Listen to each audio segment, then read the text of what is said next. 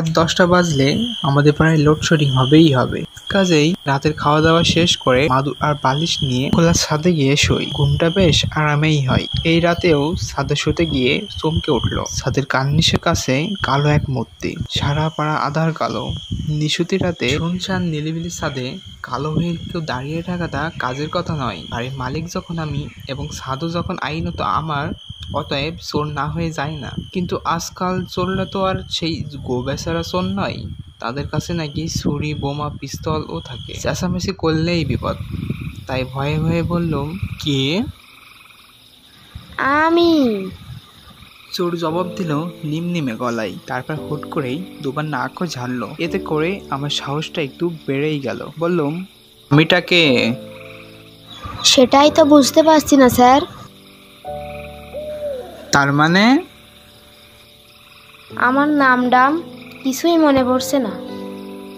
আরো সাহস পেয়ে ধমক দিয়ে বললাম, চালাকি হচ্ছে অন্যের বাড়ির ছাদে ওঠে?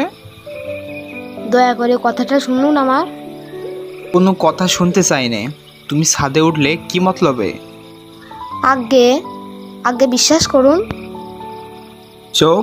চোরের হালচাল দেখে জোর আমার বেশ বেড়েই গেছে।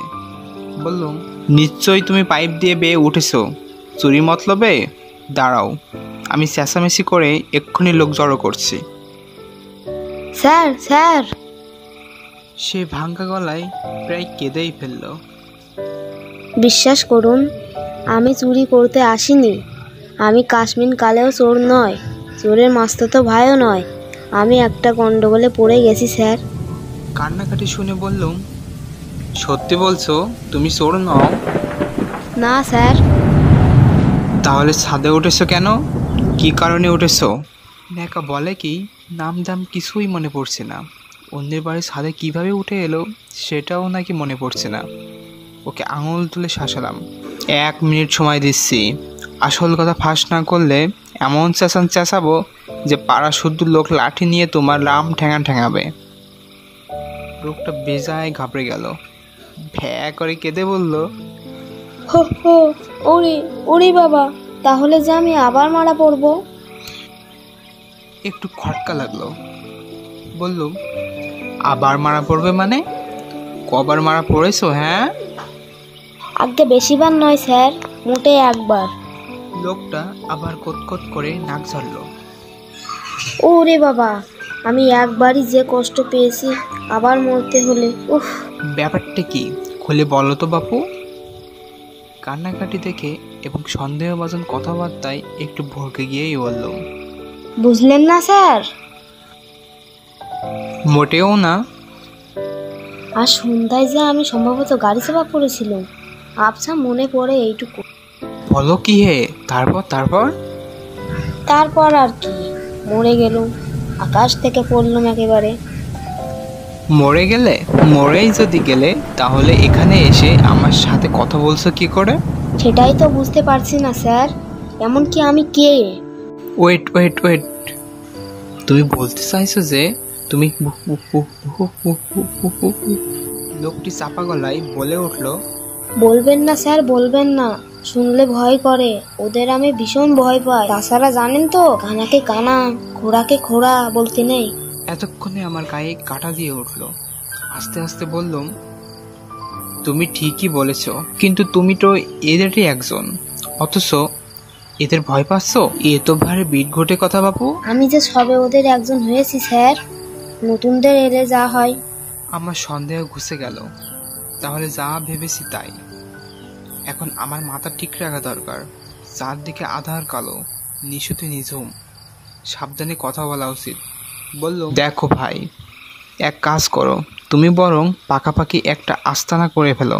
আপনার সাতটা মন্দ নয় স্যার, বেশ নিরিবিলি। তোমার মাথা খারাপ? বরং ওই যে দেখছো সিলেবাবু সিলেকোঠা, দেখতে পাচ্ছ তো? উড়ি বাবা, হাসপাতালে মর্গ থেকে ওখানে গিয়েছিলুম। এখানে এক বড় বাবুর আস্থানা, যেমন তম্বু চেহারা তেমনি গলার আওয়াজ, পিস্তল তুলে বলে, পাকড়ো পাকড়ো। বুঝেছি, সিলেবাবুর বাবা একসময় পুলিশের দারোগা ছিলেন। তাই মনে হলো দেখে, এই জন্যই বলে স্বভাব যায় না মনে। পিস্তলটাও তোমারও যায়নি মনে হচ্ছে। তুমি কি ছিলে বলো তো? আজ্ঞে সেটাই তো মনে পড়ছে না। বাহ, ট্যাক্সি চাপা পড়াটা মনে পড়েছে, সিলে বাবু সিলে কোথায় যাওয়াটা মনে পড়েছে, আর আসল কথাটা মনে পড়ছে না। কিছু মনে পড়ছে না স্যার। বুঝলেন না, সদ্য সদ্য মরেছি কি না, সব গন্ডগোল হয়ে গিয়ে তালগোল পাকিয়ে যাচ্ছে আর কি। বেশ, এখন কি করতে চাও তাই বলো। আমার ঘুম পাচ্ছে।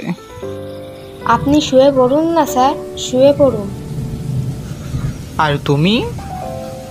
বসে বসে ভেবে দেখি আমি কে, তারপর একটা ঠিক করা যাবে খন। আপত্তি করে বললাম, সেটা কাজের কথা হলো না, তুমি বরং অন্য কোথাও গিয়ে ভাবো। আমাকে কি ভয় পাচ্ছেন স্যার? তা পাচ্ছি বই কি। ভয় পাবেন না দয়া করে, কারণ আমার নিজেকেই নিজের ভয় লাগছে। কেন কেন? বুঝলেন না, টাটকা মরেছি যে, এখনো ধাতস্থ হয়নি কিছুই, দেখতে পাচ্ছেন না স্যার, এখনো অশরীর পর্যন্ত হতেই পারছি না। শরীরটাকে যতবার ছেড়ে ফেলার চেষ্টা করছি ততবার সে পেয়ে বসছে, সেই দুঃখেই কাঁদছিলুম স্যার। চেষ্টা করে দেখো, চেষ্টা করে দেখো। তারপরে মাদুর পিছিয়ে বসলাম এতক্ষণে। যার নিজেকে নিজের ভয় করছে তাকে আমার ভয় পাওয়া কোনো মানে হয় না। লোকটা বলল, আপনি শুয়ে পড়ুন, দেখি কি করা যায়। অগত্যা আমি শুয়ে পড়লুম, কিন্তু কাত হয়ে এক চোখ রাখলাম ওর দিকে। লোকটা একটু পরে হঠাৎ জিমনাস্টিক শুরু করে দিল। ছুটাছুটি, ডিগবাজি, চোরকির মতন পাক খেয়ে অনেক কষ্ট করে এক সময় থামলো। ফুসফুস করে শ্বাস ফেলতে লাগলো ক্লান্ত হয়ে। বললাম, ও কি করছো হে? আহ আহ আগে অদৃশ্য হওয়ার চেষ্টা করছি, পারছি না। পারবে পারবে, আবার শুরু করো। করব, কিন্তু গলা যে শুকিয়ে গেল, বড্ড টেস্টটা পাচ্ছে।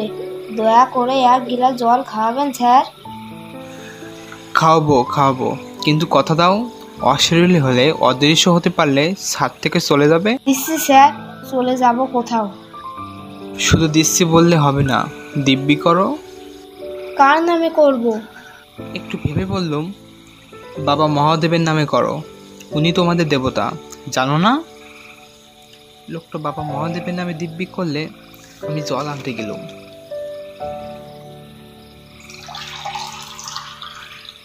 এক গিলাস জল নিয়ে ছাদে ডাকলুম, কই হে, জল নাও।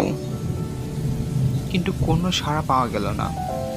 আরো কয়েকবার ডাকাডাকি করে বুঝলাম চেষ্টা সফল হয়েছে। তখন জলটা নিজেই খেয়ে শুয়ে পড়লুম নিশ্চিন্তে। কিন্তু লোকটা কে? অবশ্য সকালে কাগজে দুর্ঘটনার খবরে লোকটার নাম পেয়ে যেতেও পারে।